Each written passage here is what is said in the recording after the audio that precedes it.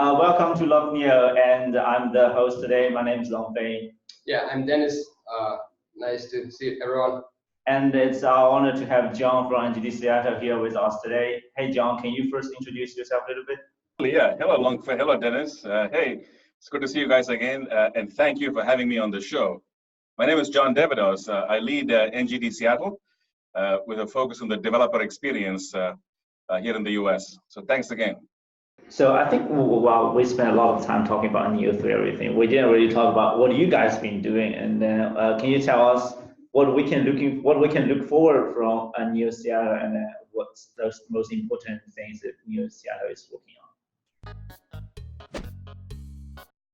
And you're right, we spent a lot of time on 3.0, I think. So there are two key pillars for us here in NGD Seattle, Long Fei. So one is in terms of the developer, what we call the Neo Toolkit. So being able to, from inside VS Code, almost effortlessly be able to edit, compile, debug, test, deploy smart contracts. And I would emphasize the debugging. So for the very first time, we'll have a native debugging experience end-to-end, and using the intrinsic VS architecture. So that's going to be a very big pillar. On the flip side, a private net, we call this Neo Express. Being able to have a simple to use, but certainly powerful private net, and fancy things. Obviously in a private net, we can do things like, replay, rewind, fast forward, take a snapshot, hold the chain while we debug the scenario.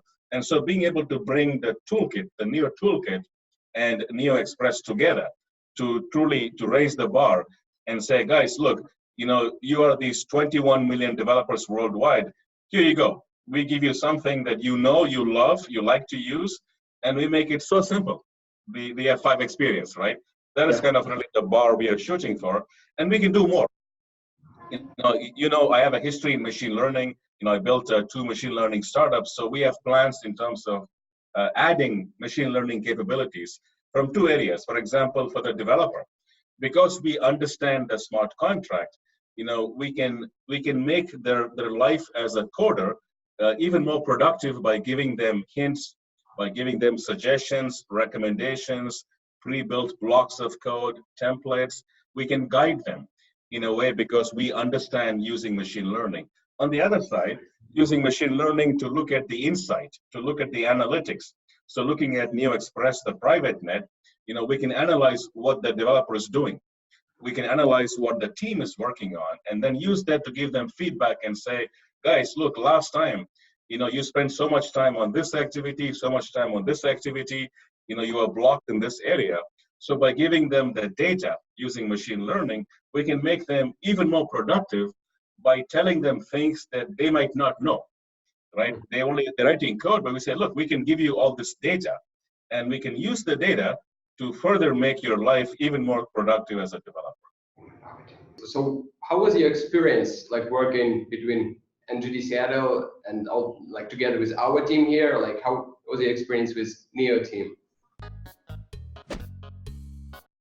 So it's a very good question. For me, it is about the people. I have really enjoyed and have immense respect for the people I have had the chance to work with. Obviously yourself, folks like you, Dennis, Long Fei, Hong Fei Da, Eric, the team in terms of working with the team in Shanghai. Also the community. I've had great respect and enormous feedback. Every day, I get people sending me a WeChat message or an email or a tweet, how much they like Neo, what they do, and that's very fulfilling.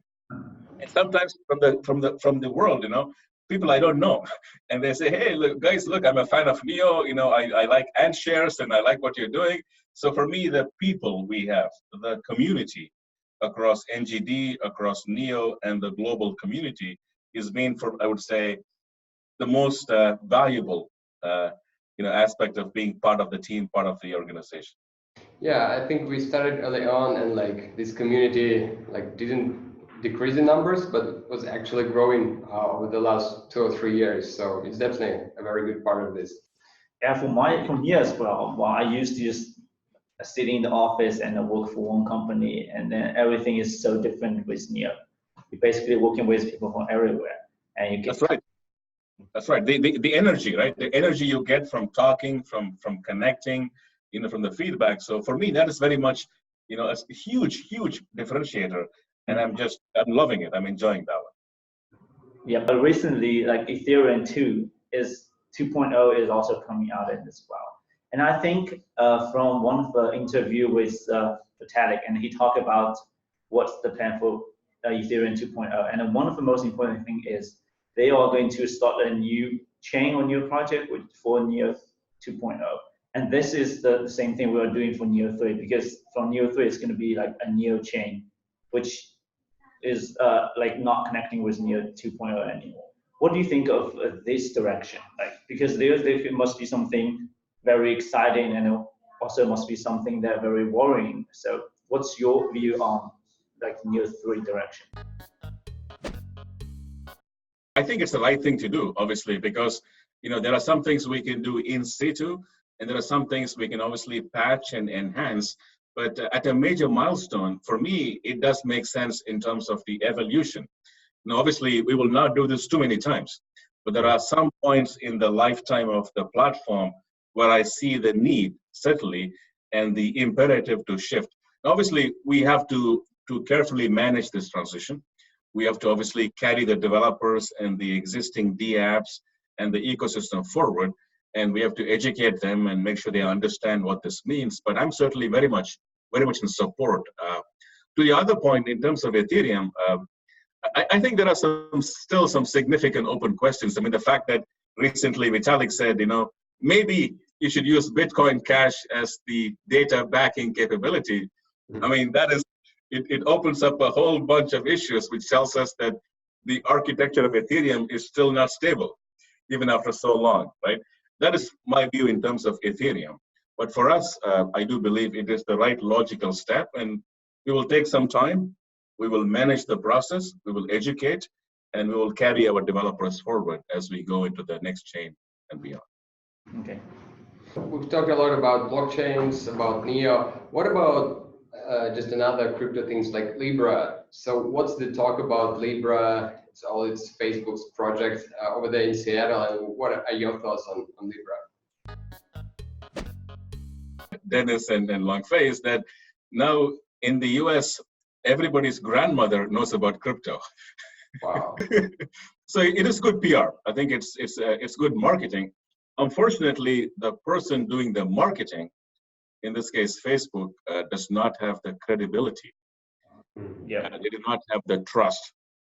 And so while people see that it is becoming mainstream news, people are more aware, they're more knowledgeable, which is good for the entire industry. It's good for us, it's good for Bitcoin, it's good for the overall industry.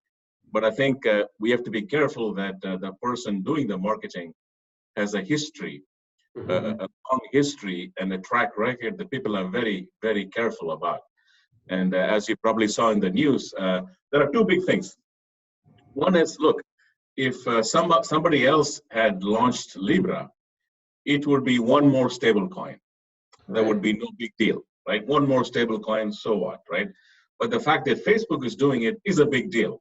And unfortunately, they're doing it is also causing a lot of people to step back and ask, is this the right model? Is this the way that a big existing large technology company, should go off and do something like this? One last comment. For me, it was very surprising, gentlemen. When I looked at the Libra bits, by the way, the Libra bits the first week did not build. So you could not build Libra. They had published the bits, but you could not actually build it out. That was one. That told me that it was still very early. They pushed it too quickly, right? Yeah. The second thing, very surprising for me, was I thought, in terms of the architecture, there was really no platform innovation. They picked bits and pieces. Obviously, we, Neo, did BFT long time ago, right? Many, many years ago. And so, using BFT, using like the Swiss model, people like Tezos had the Swiss model many years ago. So when you look at the overall architecture, it's very surprising that a Valley company, which is seen as a technology company, did not really innovate. They just picked various pieces, put it together, and packaged it up. So that was very disappointing. And so lastly, I guess what it means is it's good for us, industry, but disappointing for Facebook, I think. and we can use the marketing to our advantage. Yeah. And so we were like surprised and also not surprised to see Facebook starting this blockchain project Libra, because as we all know that in blockchain the user are like small, tiny bit compared with the internet or the tech giants. So Facebook is the first one, the tech giant stand out and then start doing this blockchain. And also there are a lot of the company in China and a lot of company in the state are also working for the blockchain technology. I think we probably can expect more and more these tech giants stand out and start doing blockchain. So what do you think of like Facebook, WeChat, or the Alibaba? Like which company may also come out and then fight for this area? It's a good question, and so I want to say two things. First of all, any company with a long reach in terms of users, like a Tencent, WeChat, obviously, any company with a long reach of users, it could be, it could be a PayPal, right, with millions of users, I think will feel compelled to do something here. They will have to do something. The second thing is that any organization with a desire to be in the fintech space, so people like Morgan, like the Morgan coin, right? I think this is the beginning. So I would say those are the two areas, companies who have a long, reach in terms of user base, and then companies in the fintech space. I would be surprised if they did not build something like this. We will see, I think, a flurry of innovation in the coming 2-3 years, and eventually, as always, we will see consolidation. There'll be winners and some losers, but at this point, I would say it's too early to call who the winners are. But we'll watch how this plays out, and obviously, we would like them to build on Neo. Just talking about blockchain projects, what some of the projects that didn't live up to expectations? Do you think, don't make you happy with the results they produce, and some of the projects that you are actually quite excited about? So I will tell you, there are some projects which I think become very, very marketing heavy, and unfortunately, even any good engineering, I think, gets lost in the marketing noise. And I think some people like Tron, for example, unfortunately stuck in that space. In terms of also the mainstream, I'm still surprised and a little bit disappointed that Ethereum, in terms of the pace of progress, have not been keeping up. Like Vitalik's comment about using Bitcoin Cash as the data backing layer tells me it is still very immature, and that is disappointing to see Ethereum. So where I see the potential, I think there is going to be a lot of innovation in terms of cross-chain and multi-chain, which is why I like the work that we are doing with ontology. That is a very, very big deal, especially because the design, we're saying we keep it simple, we have finality, no need to have one more token in terms of the interchange. I think that is innovative. So I'm looking forward to, also I like people like, for example, Algorand, and Algorand is using BFT as well because we like BFT. So I like that Algorand and Binance Chain are using BFT. So I like them in terms of the innovation and the pace of progress. That's kind of just a high-level view in terms of my opinion. Recently, this Russian app, Face app. Did you see that picture of Vitalik about Ethereum too? I didn't. Which is like, so they use this Russian app to make a folder of Vitalik, and then like the subtitle here is finally Ethereum 2 is out. He said Ethereum is making like slow progress now. Very slow. Yeah. One more question though. So recently, there are a lot of devs, a lot of progress on Neo. Like, which one you feel most excited about? I don't want to pick somebody as a winner in a show. I think I would disappoint many of my friends. I have some favorites. I mean, obviously, Nash is a big favorite of mine. I like what they have done.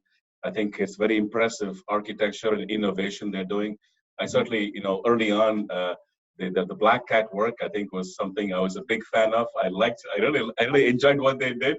I enjoyed the app that they had done.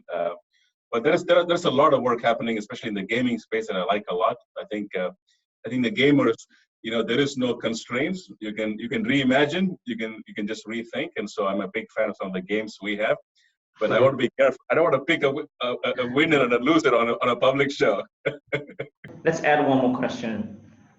I think for most people from community, they don't really know like what's the teams like for NGD Seattle. Can you tell us a little bit about the team and who is also in that team? Because I know, yeah, but the community probably don't. We're a very small team here. So I lead the development work here in NGD Seattle. Harry Pearson, who used to work with me and for me at Microsoft for many years, like almost 18 years, he joined us a few months ago. Harry's our lead architect. Peng Huang, my friend and my colleague also from previous startups, he works on the platform strategy and the partnerships with the big guys like Microsoft and so on in terms of the joint development work. And then we work with a number of developers in the community across the world that are also part of the team in an extension of the core team. We expect that once we ship the toolkit and Express in September, then we will expand more in terms of the developer guidance. We have some more people from Microsoft who want to join us as well. And so you will see some more news in the fall, some big hitters that we have waiting on the sideline to come and join us as well. Okay. My next question is, recently we have released a press about Swisscom ID. And then we know also Seattle is working on the ID project. Can you tell us a little bit about that? Because that's something that really exciting and something very, very important in your ecosystem. Certainly. So recently, about a month ago, we joined, NEO joined DIF, the Decentralized ID Foundation. And it has many of the big hitters, Microsoft, Amazon, many of the big players are there, as well as obviously Ontology, some other chains as well. The goal here is not to build a product, but to work more in terms of protocols and standards. So we have the ability for interchange, for interoperability. And by NEO being there, we have a seat at the table so we can influence the direction and the strategy and make sure that the work we are doing in terms of NEO ID, as well as the Ontology NEO cross-chain protocol is able to be consistent, is able to be aligned with the DIF work. That is a critical piece. So we will not build a product per se, but we will make sure that what we build across the NEO ecosystem is aligned with the standards and that other chains, other platforms have the ability to interop with us in a very clean fashion. Okay, great. Thank you. I think that's something very important we can talk. I was really excited to see that. Okay, definitely. Cool. I didn't know that. So he didn't. That's a good thing. No, I think you're right, because what I learned from building Windows Azure and the .NET platform is that identity is the core, is the critical building block. Yes. Without that, we cannot realize this vision, Hongfei Da's vision of the smart economy.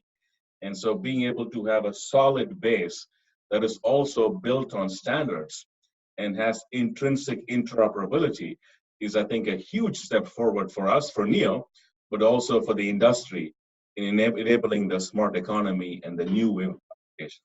So maybe for our viewers, you mentioned identity was very important in Azure. So what's identity? Is it like having an account which connects users' actions in all aspects of the ecosystem? Something like that? So you're right, very good question. So I would say there are kind of, when you think of a system or an application, there are individuals, there are users, there are other services and systems. And so being able to authenticate and say, you are who you are, being able to then have a claim made by the user or a claim made by the system in terms of what they can do and what they cannot do. Right. Being able to have the claims. And then lastly, then being able to have this using the claims to then follow through and make sure the actions are consistent with the roles and the permissions given to the claims and also to the users and the services. So this is critical piece. Otherwise, we have to operate in a world where we have to go through and rebuild this from the scratch.